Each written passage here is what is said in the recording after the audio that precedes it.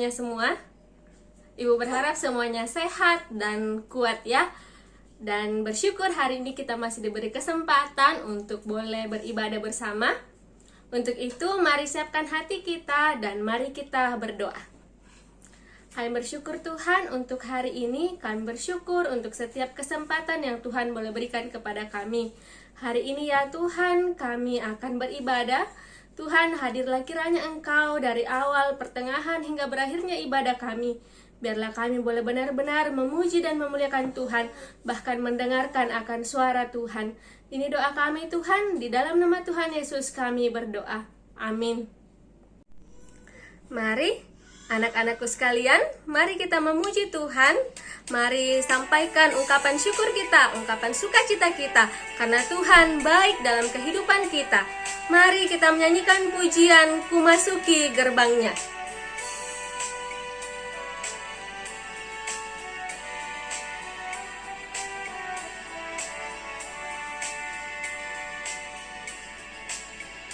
Ku masuki gerbangnya dengan hati bersyukur, halamannya dengan pujian. Kataku hari ini harinya Tuhan, ku bersuka sebab Dia girangkanku. Ku masuki gerbangnya dengan hati bersyukur, halamannya dengan pujian. Kataku hari ini harinya Tuhan, ku bersuka sebab Dia girangkanku. Dia girangkanku, Dia girangkanku, ku bersuka sebab Dia girangkanku. Dia girangkanku, Dia girangkanku, ku bersuka sebab Dia girangkanku. Saat ini kita akan datang menyembah Tuhan. Mari bawa segenap jiwa hati kita untuk datang menyembah Allah yang setia dalam kehidupan kita. Dia selalu ada dalam setiap musim kehidupan kita. Mari menyembah Allah dengan pujian bersamamu Bapa.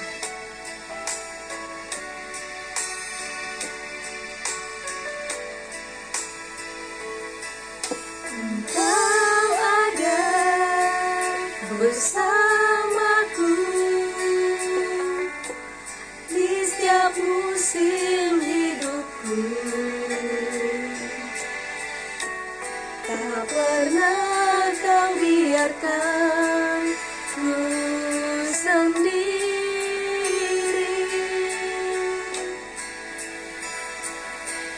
Kekuatan di jiwaku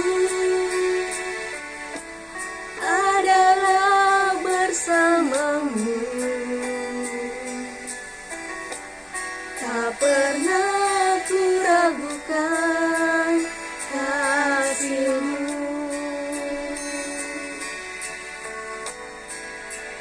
Bersamamu Bapa, ku lewati semua perkenaanmu ya. Teguhkan hatiku, Engkau yang bertindak, memberi pertolongan.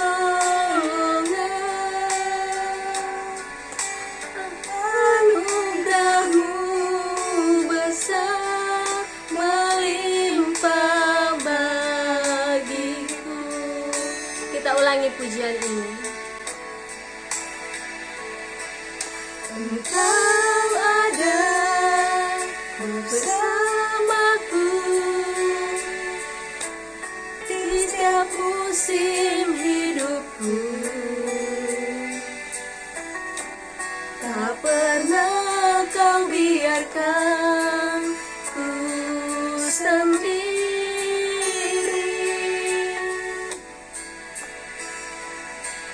Kekuatan di jiwa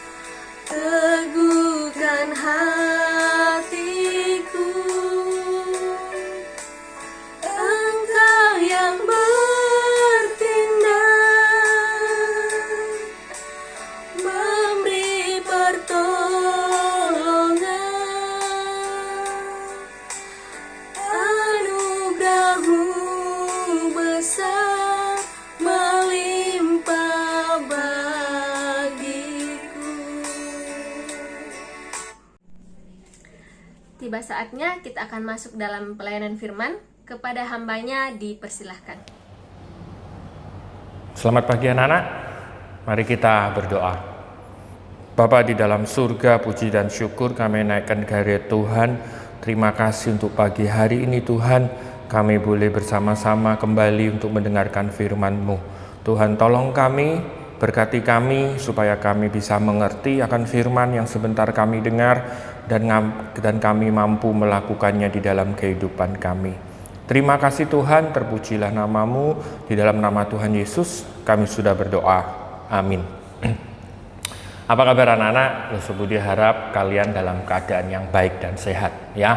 Dan demikian pula Loso Budi juga berharap kalian mendengarkan firman Tuhan ini di pagi hari di jam pelajaran pertama di hari Rabu ya. Anak-anak, menyambung dari khotbah yang minggu lalu ya, Alkitab banyak sekali menulis orang-orang yang terlibat di dalam sejarah kelahiran Tuhan Yesus.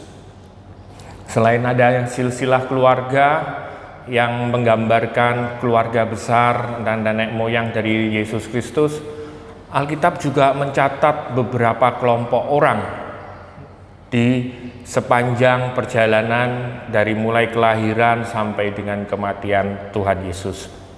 Kita mengenal orang Farisi dan ahli Taurat ya, menggambarkan bagaimana sekelompok orang yang memiliki karakter yang tidak baik, yang mengajarkan kepada kita agar tidak memiliki karakter seperti itu. Lalu ada juga orang yang sekelompok orang memiliki suatu hal yang baik yang kita harus menirunya, yaitu salah satunya adalah orang Majus. Kalian pasti sering mendengar bukan kata orang Majus?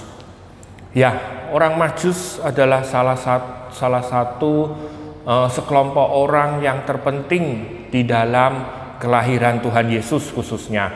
Selain daripada para gembala yang datang menghadap bayi Yesus, orang Majus pun seperti itu. Dia datang ketika beberapa bulan setelah Tuhan Yesus lahir. Nah, hari ini kita akan khusus berbicara membahas tentang orang Majus. Namun sebelum membahas lebih jauh, alangkah lebih baiknya kita membaca dulu dasar firman Tuhan ya. Mari kita buka di dalam Matius 2 ayat 1 sampai dengan 12. Matius 2 ayat 1 sampai dengan 12, Loso Budi bacakan untuk kita semua. Demikian bunyi firman Tuhan ya. Orang-orang Majus dari timur, sesudah Yesus dilahirkan di Bethlehem di tanah Yudea pada kerajaan Raja Herodes, datanglah orang-orang Majus dari timur ke Yerusalem dan bertanya-tanya, di manakah dia raja orang Yahudi yang baru lahir itu? Kami telah melihat bintangnya di timur dan kami datang untuk menyembah dia. Ketika Raja Herodes mendengar hal itu, terkejutlah ia beserta seluruh Yerusalem. Maka dikumpulkannya semua imam kepala dan ahli Taurat bangsa Yahudi, lalu dimintanya keterangan dari mereka di mana Mesias akan dilahirkan. Mereka berkata kepadanya, di Bethlehem di tanah Yudea, karena demikianlah ada tertulis dalam kitab Nabi, dan engkau Bethlehem tanah Yehuda, engkau sekali-kali bukanlah yang terkecil di antara mereka yang memerintah Yehuda, karena daripada mula akan bangkit seorang pemimpin yang akan mengembalakan umatku Israel. Lalu dengan diam-diam Herodes memanggil orang-orang Majus itu dan dengan teliti bertanya kepada mereka bila mereka bintang itu tampak. Kemudian dia menyuruh mereka ke Bethlehem. Katanya, pergi dan selidikilah dengan seksama hal-hal mengenai anak itu, dan segera sesudah kamu menemukan dia, kabarkanlah kepadaku supaya aku pun datang menyembah dia. Setelah mendengar kata-kata raja itu, berangkatlah mereka dan lihatlah bintang yang mereka lihat di timur itu mendahului mereka hingga tiba dan berhenti di atas tempat di mana anak itu berada. Ketika mereka melihat bintang itu, sangat bersukacitalah mereka. Maka masuklah mereka ke dalam rumah itu dan melihat anak itu bersama Maria ibunya, lalu sujud menyembah dia. Mereka pun membuka tempat harta bendanya, mempersembahkan persembahan kepadanya, yaitu emas, kemenyan, dan mur. Dan karena diperingatkan dalam mimpi supaya jangan kembali kepada Herodes, maka pulanglah mereka ke negerinya melalui jalan yang lain. Demikian jauh pembacaan firman Tuhan, anak-anakku. Anak-anak, kita fokus pada orang Majus. Ya, di dalam perikop ini ada orang Majus, ada Raja Herodes, ada ahli Taurat, orang Farisi. Tapi saat ini kita mau fokus pada orang Majus. Siapakah orang Majus ini sampai dicatat oleh Alkitab khususnya dalam dalam Injil Matius ini? Dalam bahasa aslinya, orang Majus ini memakai kata magoi, ya, dalam bahasa Yunani, yang artinya imam-imam Persia. Tetapi di dalam arti luas, Majus ini adalah orang yang mempunyai banyak pengetahuan dan dapat meramal mimpi. Pengetahuan yang mereka miliki itu antara lain adalah ilmu astrologi dan astronomi, ilmu tentang perbintangan, ya, sehingga ketika melihat bintang yang sangat terang, mereka dapat menafsirkan menurut ilmu astrologi. Lalu juga mereka menguasai ilmu filsafat, anak-anak. Lalu ilmu kedokteran dan ilmu-ilmu yang lain. Sehingga mereka disebut juga sebagai wise men, orang bijak. Di dalam Alkitab versi bahasa Inggris, King James, orang Majus ini diterjemahkan dalam bahasa Inggris dengan wise man, orang bijak, ya, atau bisa juga disebut sebagai kaum intelektual. Nah, itulah orang Majus, anak-anak. Dari manakah asal mereka? Dari manakah asal orang-orang Majus ini? Alkitab menuliskan dari timur. Tentunya asal mereka sangat jauh di timur. Karena kalau tidak, biasanya Alkitab menyebutkan nama negara atau nama kota, ya, atau nama tempat di mana mereka berasal. Banyak pendapat, banyak para penafsir menafsirkan mengenai hal ini. Timur itu di mana? Tapi pada akhirnya penafsir lebih condong bahwa mereka ini berasal dari Persia. Dan memang anak-anak, pada masa itu Persia adalah yang terbaik di dalam ilmu pengetahuan. Ilmu pengetahuan di Persia pada waktu itu sangat maju. Nah, anak-anak, ternyata orang Majus ini pun juga bukanlah orang sembarangan, anak-anak. Ini dapat dilihat dari persembahan yang mereka bawa, ya. Itu adalah barang-barang mahal semua. Emas, kemenyan, dan mur itu adalah barang-barang yang mahal. Dan dapat juga dilihat dari ilmu yang mereka kuasai.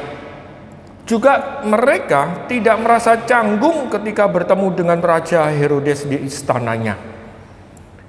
Ini menandakan bahwa orang Majus ini bukan orang sembarangan. Bisa jadi dia juga orang terpandang. Karena Alkitab menceritakan bahwa mereka tidak segan-segan bertemu Raja Herodes. Dan ketika bertemu dengan Raja Herodes pun mereka tidak canggung, ya. Nah, apa yang kita bisa pelajari dari orang Majus ini? Paling tidak ada 3 hal yang kita bisa pelajari dari orang Majus ini. Perhatikan, yang pertama adalah kita harus belajar dari mereka tentang bagaimana menata prioritas dalam kehidupan. Menata prioritas dalam kehidupan. Kita tahu mana yang utama yang harus kita lakukan, mana yang tidak utama yang bisa kita tunda atau bahkan tidak kita lakukan. Dalam ayat 2 dikatakan bahwa mereka bertanya-tanya, di manakah raja? Di manakah dia, raja orang Yahudi yang baru dilahirkan itu? Ada yang aneh tidak di sini, anak-anak? Kalau dipikir-pikir, mereka itu kan bukan orang Yahudi, ya, betul? Tetapi ngapain mereka mencari raja orang Yahudi yang baru dilahirkan itu? Sedangkan ahli Taurat dan imam-imam besar Yahudi saja tidak mencarinya. Ketika Raja Herodes mendapat kabar dari orang Majus ini, ya bahwa ada raja Yahudi yang mau lahir, Raja Herodes memanggil mereka untuk bertanya, apakah betul ada raja orang Yahudi yang mau lahir, yang akan dilahirkan? Anak-anak, Raja Herodes bertanya kepada Pak ahli Taurat dan orang Farisi. Mereka ini pekerjaannya hari-hari adalah membaca kitab suci. Ya, hal ini dibuktikan di dalam ayat 5 ketika Raja Herodes bertanya kepada mereka, anak-anak. Nah, anak-anak, jadi sebenarnya ahli Taurat dan orang Farisi ini tahu bahwa akan ada raja orang Yahudi yang akan dilahirkan. Tapi rupanya mereka tidak berbuat apa-apa. Bahkan mereka tidak memberitahu raja akan nubuatan ini. Jadi kelahiran raja orang Yahudi ini dianggap tidak penting oleh orang Yahudi itu sendiri, tetapi dianggap penting oleh orang bukan Yahudi. Kalau orang sampai sebegitu serius mencari sesuatu, pasti karena dia membutuhkannya, ya. Seperti misalnya jika seseorang membutuhkan spare part dari sebuah mobil, dia akan terus mencari. Jika misalnya di Makassar tidak ada, dia cari-cari di Makassar tidak ada, maka dia akan berusaha mencari di luar kota Makassar, misalnya di Jakarta, di Surabaya. Kalaupun di Jakarta, Surabaya, dan kota lainnya tidak ada, dia akan terus berusaha mencari spare part itu, karena kalau spare part itu tidak dia dapatkan, maka mobilnya tidak akan bisa jalan. Bisa jadi mereka mencari sampai ke luar negeri. Nah, kalau dia tidak bisa mendapatkan spare part ini, mobilnya tidak bisa jalan, bahkan mungkin tidak bisa dijual, anak-anak. Nah, jadi orang Majus ini sedang membutuhkan sesuatu. Mereka mencari sampai ke negeri orang lain, ke negeri orang.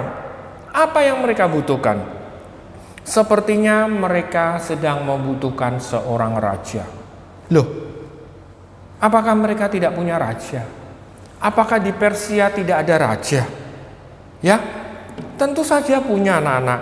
Malah mungkin bisa jadi orang-orang Majus ini adalah raja-raja kecil di Persia. Maksudnya bisa jadi gubernurkah ya di Persia.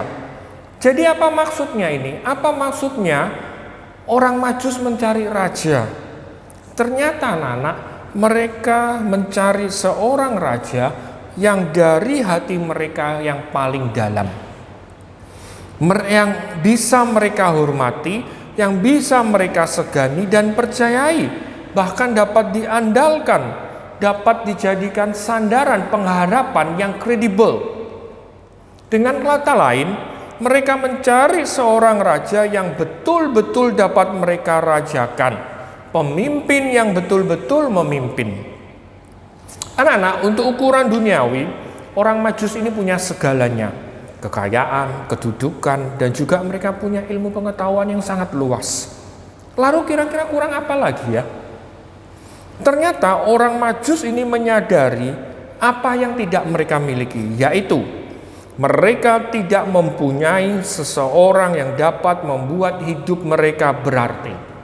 Perhatikan, anak-anak, lo sebut ulangi kalimat ini. Mereka tidak mempunyai seseorang yang dapat membuat hidup mereka berarti. Oleh karena itu mereka bertanya, di manakah raja orang Yahudi yang dilahirkan itu? Di manakah orang yang dapat membuat hidupku berarti itu dilahirkan? Di mana? Nah, apa yang mereka alami nih, anak-anak, sebenarnya dialami oleh banyak orang. Banyak orang yang mempunyai banyak. Perhatikan, banyak orang yang mempunyai banyak. Bahkan mungkin banyak sekali, tetapi mereka seperti merasa tidak punya apa-apa. Jadi mereka punya banyak, tapi mereka merasa seperti tidak punya apa-apa. Ada suatu kisah nyata belasan tahun yang lalu, anak-anak, seorang bankir yang kaya raya di Amerika memutuskan untuk pensiun, menghabiskan hari-harinya di Florida, sebuah kota di Amerika Serikat. Yang katanya di sana ini, di Florida ini kalau tidak salah di pinggir pantai ya. Jadi matahari bersinar sepanjang tahun. Pasti saudara-saudaranya, teman-temannya, dan koleganya, teman-teman pekerjanya membayangkan, wow, alangkah bahagianya kamu ya, dan nyaman. Tinggal di rumah mewah, pemandangan laut yang indah, dan udara yang bersahabat. Ya, si bengkir ini menikmati semuanya. Tetapi apakah dia bahagia? Di dalam sebuah suratnya yang ditujukan kepada temannya, dia menulis seperti ini anak-anak. Setelah diterjemahkan di dalam bahasa Indonesia seperti ini. Aku mempunyai berkelimpahan untuk hidup. Aku mempunyai berkelimpahan untuk hidup. Tapi aku tidak tahu hidup ini untuk apa. Aku mempunyai kelimpahan untuk hidup. Tapi aku tidak tahu hidup ini untuk apa. Untuk hidup banyak, berlimpah. Tapi hidup untuk tidak ada, nol besar. Dan ini menciptakan kekosongan yang luar biasa di dalam kehidupan batinnya. Menciptakan kekosongan yang luar biasa di dalam hatinya. Di dalam hidup orang ini. Jadi apa pelajaran pertama yang dapat kita petik dari orang Majus ini? Sama seperti kita, orang-orang Majus ini merasakan ada sesuatu yang kosong. Ada yang bolong di dalam hidup mereka. Bedanya dengan kita, mereka ini tahu apa yang menjadi kebutuhan mereka. Kebanyakan dari kita tidak seperti itu. Seperti orang yang haus, lalu mengatasi rasa hausnya dengan minum air laut, air asin. Apa jadinya? Ya dia akan selalu haus, semakin haus bukan karena minum air laut, minum air asin. Tetapi dia terus minum sampai akhirnya apa yang terjadi? Dia celaka karena tubuhnya terlalu banyak air asin. Banyak orang seperti ini anak-anak. Untuk mengatasi stres, orang-orang pada pergi mabuk. Mereka mula-mula mencoba 1 gelas kecil, 1 seloki. Habis minum, merasa badannya ringan, masalahnya hilang. Tapi begitu efeknya hilang, teringat lagi masalahnya. Ada lagi beban, minum lagi. 1 seloki, 2 gelas kecil, 2 seloki, 3 seloki, seterusnya. Sampai akhirnya dia celaka. Orang mabuk kalau tidak celaka, maka dia akan menelantarkan keluarganya. Atau anak-anak muda zaman sekarang, kalian misalnya, kalau stres larinya kemana? Pasti sebagian besar dari kalian bermain game bukan? Sampai lupa waktu. Banyak cerita kisah nyata di luar sana, seorang anak remaja kecanduan bermain game, sampai lupa makan, lupa tidur, akhirnya apa? Meninggal. Itu suatu cara mati yang konyol anak-anak bagi lo sebudi. Konyol mati karena main game, lupa makan, lupa tidur. Ya, nah apalagi lari pergi mencari narkoba, stres, tidak diperhatikan orang tua, punya teman baru, salah pergaulan, teman barunya salah, menawari narkoba, mencoba narkoba. Ya, lalu apa yang terjadi? Akhirnya ketagihan. Lalu apa? Berakhir di rumah sakit, bahkan meninggal. Kalau tidak meninggal akan berakhir di penjara, ditangkap oleh polisi. Cuma tahu kebutuhan tapi tidak tahu apa yang dibutuhkan. Perhatikan anak-anak, cuma tahu kebutuhan tapi tidak tahu apa yang dibutuhkan. Nah, orang Majus ini untuk mengisi apa yang kosong di dalam hidup mereka, di dalam hati mereka, mereka mencari Yesus, mencari raja orang Yahudi itu. Sedangkan kita cari apa? Kamu cari apa? Coba pikirkan dan renungkan, ya. Lalu yang kedua, anak-anak, orang Majus ini bertanya, di manakah dia, raja orang Yahudi yang baru dilahirkan itu? Karena kami melihat bintangnya. Itulah yang mereka katakan. Kita pun melihat bintang, ya. Bukan cuma 1. Kalau malam suasana cerah, langit cerah, kita melihat bintang, puluhan, ratusan, ribuan, bahkan jutaan ya anak-anak, banyak sekali. Namun seperti orang Majus ini, kita tidak melihat bintang yang 1 itu. Di antara ratusan bintang itu, orang Majus melihat sebuah bintang yang amat istimewa. Mereka melihat tangan Allah, mereka melihat petunjuk Allah, mereka melihat tanda dari Allah. Bagaimana dengan kalian? Ada pertanyaan serius yang harus kita tanyakan pada diri kita sendiri. Di antara berbagai banyak perkara yang kalian hadapi, suka maupun duka di dalam hidup ini, apakah kita melihat Allah? Dalam keadaan sakit, apakah kita melihat tangan Allah yang menolong? Dalam keadaan sehat, apakah kita melihat kehendak Allah? Dalam keadaan serba ada, apakah kita mendengar tuntunan Allah? Orang Majus ini mengatakan, kami telah melihat bintangnya. Apa yang kalian lihat? Apa yang kita lihat anak-anak? Atta Halilintar? Siapa yang tidak kenal Atta Halilintar, bukan? Siapa yang tidak tahu wajahnya? Seorang YouTuber dengan follower terbanyak se-Asia Tenggara katanya. Dan juga YouTuber terkaya nomor 8 di dunia. Wow, luar biasa. Setiap orang di Indonesia ingin bisa seperti itu, ingin ketemu dengan dia. Lalu saat ini yang sedang ramai, sedang viral apa? TikTok. Ya, kita familiar dengan musik-musik yang diputar oleh TikTok. Lalu kita ikut goyang TikTok. Ada artis TikTok. Ya, apalagi drakor, drama Korea. Kalian suka nonton drakor dan lain sebagainya. Anak-anak, itu tidak ada salahnya.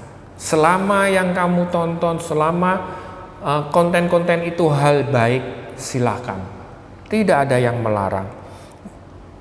Tapi apakah kita seperti orang Majus itu? Kita melihat dan mengingat yang terpenting di antara yang kita tonton semuanya itu, yaitu satu bintang di antara bintang-bintang yang kita tonton setiap hari. Apakah kita melihat Tuhan di antara 1001 macam perkara, masalah di dalam kehidupan yang kalian alami? Perhatikan anak-anak. Ingat, apakah kita senantiasa bisa melihat bintang yang adalah Allah itu sendiri di dalam setiap aspek kehidupan kita? Yang ketiga, orang Majus ini to the point, langsung memberikan penutup di dalam kalimat mereka dengan berkata, dan kami datang untuk menyembah Dia. Wow, luar biasa anak-anak. Ini adalah satu kalimat yang mengagumkan. Kalau soal merasakan kebutuhan akan Allah, banyak orang merasakan butuh Allah. Melihat atau mengetahui di mana ia dapat bertemu Allah juga tidak terlalu istimewa. Ya, cerita ketemu Allah di sini maka dia bertobat. Bukan lagi sesuatu yang istimewa. Tetapi semuanya itu tidak ada gunanya tanpa langkah yang ketiga ini, yaitu apa? Kami datang untuk menyembah Dia. Betul kan? Orang-orang Majus ini telah menempuh perjalanan yang sangat jauh, sulit dan berbahaya. Perjalanan ini memeras tenaga, memakan biaya yang tidak sedikit, bahkan mempunyai resiko yang tinggi.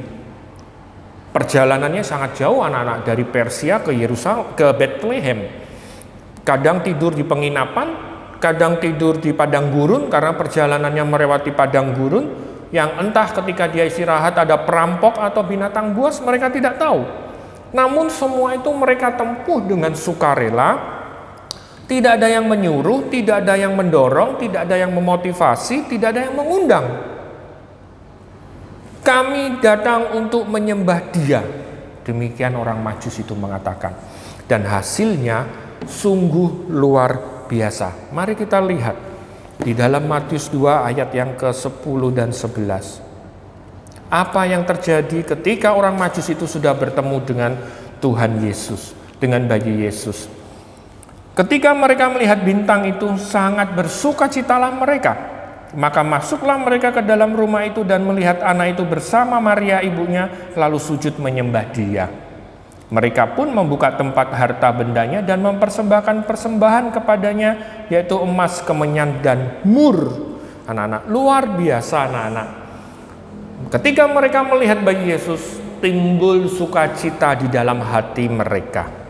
Lalu mereka memberikan persembahan emas, kemenyan, dan mur. Sebenarnya bukan hanya itu saja persembahan mereka anak-anak, bukan hanya emas, kemenyan, dan mur. Persembahan mereka lebih daripada sekedar 3 benda itu. Apa itu? Yaitu waktu, tenaga, harta, bahkan kemungkinan bisa jadi nyawa mereka menjadi taruhannya. Apa yang mereka dapatkan setelah itu semua? Setelah mereka mempertaruhkan itu semua, mereka mencari Yesus dan menemukannya. Sebab mereka bersedia membayar harga. Mereka mencari dan menemukan bayi Yesus karena orang Majus ini bersedia melakukan semuanya untuk dapat bertemu atau menemukan bayi Yesus itu. Mereka berani mengorbankan apa yang mereka miliki. Dan akhirnya sekali lagi mereka memiliki sukacita setelah bertemu dengan bayi Yesus. Anak-anak, jadi kesimpulannya adalah mari kita belajar 3 macam pelajaran dari orang Majus ini. Yang pertama, tentukan prioritas utama di dalam hidup ini, yaitu mencari Tuhan Yesus Kristus. Seperti ada tertulis, carilah dahulu kerajaan Allah dan kebenarannya, maka semuanya akan ditambahkan kepadamu. Tuhan Yesus nomor 1 di dalam hidup ini, anak-anak. Ingatlah selalu akan kehadiran Tuhan Yesus. Dalam suka, duka, apapun masalahmu, selalu ingat akan Tuhan Yesus. Ya, setelah kamu mencari Tuhan Yesus, tentu dengan cara apa? Berdoa, membaca dan merenungkan firman Tuhan. Maka Tuhan Yesus berjanji, setelah kamu mencari aku dan kamu akan mendapatkan aku dan aku akan memberkatimu. Itu janji Tuhan Yesus. Lalu yang kedua, mari kita belajar peka terhadap kehendak Tuhan. Peka terhadap tuntunannya, sehingga kita bisa melihat dan merasakan kehadiran kuasa Tuhan. Kita bisa melihat bintang yang satu itu yang adalah Allah itu sendiri di dalam setiap aspek kehidupan kita. Tentu saja seperti yang nomor 1, cara untuk bisa peka terhadap kehendak Tuhan, yang nomor 2 ini adalah membaca dan merenungkan firman Tuhan, anak-anak. Kalau kamu tidak membaca dan merenungkan firman Tuhan, bagaimana kamu tahu Tuhan ingin kamu melakukan apa? Tuhan sudah mencatat semuanya di dalam Alkitab bahwa hidup manusia yang berkenan kepadanya harus seperti itu. Ya, baca dan renungkan firman Tuhan dan lakukanlah. Dan yang terakhir, anak-anak, mari kita datang menyembah Dia, Tuhan Yesus Kristus, yang adalah bintang yang dilihat oleh orang Majus itu. Dia adalah Tuhan Yesus Kristus yang maha kuasa, Raja di atas segala raja. Di dalam hidup ini kita menyembah Tuhan Yesus Kristus. Kita melayani Dia dengan segenap hati kita, dengan segenap jiwa kita, dan segenap kekuatan kita, bahkan segenap milik kita. Sampai sedemikian jauh firman Tuhan, anak-anak. Ingatlah 3 hal ini sekali lagi. Yang pertama, tentukan prioritas di dalam hidupmu, yaitu Tuhan Yesus Kristus. Belajar peka apa yang menjadi kehendak Tuhan untuk kita lakukan di dalam kehidupan ini. 2 hal ini hanya bisa kita lakukan ketika kita rutin, rajin, senantiasa membaca dan merenungkan firman Tuhan. Dan lalu yang ketiga, setelah kita memprioritaskan Tuhan, setelah kita melakukan kehendak Tuhan, maka kita harus datang menyembah kepada Dia. Dan ketika kita melakukan 3 hal ini, yakinlah hidup kita akan senantiasa diberkati Tuhan. Amin. Mari kita berdoa. Bapa di dalam surga, terima kasih untuk firman-Mu pada pagi hari ini, sudah mengingatkan kami bagaimana kami harus menata prioritas hidup kami. Terima kasih untuk contoh dari orang Majus ini, di mana kami boleh belajar untuk membuat prioritas di mana Tuhan adalah nomor 1 dan segala-galanya bagi hidup kami. Yang kedua, kami harus mendengar suara Tuhan, kami harus peka terhadap kehendak Tuhan. Dan tolonglah Tuhan supaya kami boleh rajin membaca dan merenungkan firman-Mu, sehingga kami bisa melakukan 2 hal ini seperti yang dilakukan orang Majus. Dan yang ketiga, Tuhan pelihara iman kami supaya kami bisa senantiasa terus menyembah Tuhan di dalam hidup kami, melayani Tuhan dengan segenap hati, segenap jiwa, segenap kekuatan dan semua yang milik kami. Kami akan melayani dan menyembah Tuhan. Terima kasih Tuhan untuk firman-Mu. Tuhan terus berikan kami semua kesehatan, kami bersama keluarga kami kesehatan di tengah-tengah pandemi virus corona ini. Jikalau ada di antara kami yang sakit dan keluarga Kami yang sakit Tuhan karena virus corona, kiranya Tuhan boleh segera memulihkan kesehatan kami. Terima kasih Tuhan, berkati juga usaha pekerjaan orang tua kami. Berkati juga Bapak Ibu Guru yang mengajar di sekolah, Tuhan tolong berikan hikmat bijaksana agar Bapak Ibu Guru bisa mengajar semakin hari semakin baik. Terima kasih Tuhan, pada akhirnya kami berdoa untuk bangsa dan negara kami, juga kota Makassar. Kami berdoa kiranya Tuhan memberikan damai sejahtera-Mu dan Tuhan segera menghilangkan virus corona dari negara kami ini Tuhan. Terpujilah nama-Mu Tuhan, berkati para pemimpin negara kami, pemimpin kota Makassar. Kami juga menyerahkan dalam tangan Tuhan, mereka bisa bekerja dengan penuh dengan rasa tanggung jawab dan takut akan Tuhan. Terpujilah nama-Mu Tuhan, inilah doa kami. Di dalam nama Tuhan Yesus kami sudah berdoa dan bersyukur. Amin. Nah anak-anak, sebelum subuh diakhiri, Losubdi hanya mengingatkan jangan lupa untuk ibadah persekutuan remaja di gerejamu masing-masing, baik secara Zoom atau on-site, datang ke gereja, karena Losubdi dengar beberapa gereja sudah membuka. Untuk komisi remaja junior tetap online, tetap melalui Zoom. Silakan hubungi teman-temanmu yang ikut di komisi remaja junior, jam berapa ya, apa ID-nya, apa passwordnya, apa linknya, atau hubungi Lydia dan pendamping-pendamping remaja junior. Oke anak-anak, sampai di sini Loso Budi. Tetap semangat, tetap belajar. Tuhan Yesus memberkati.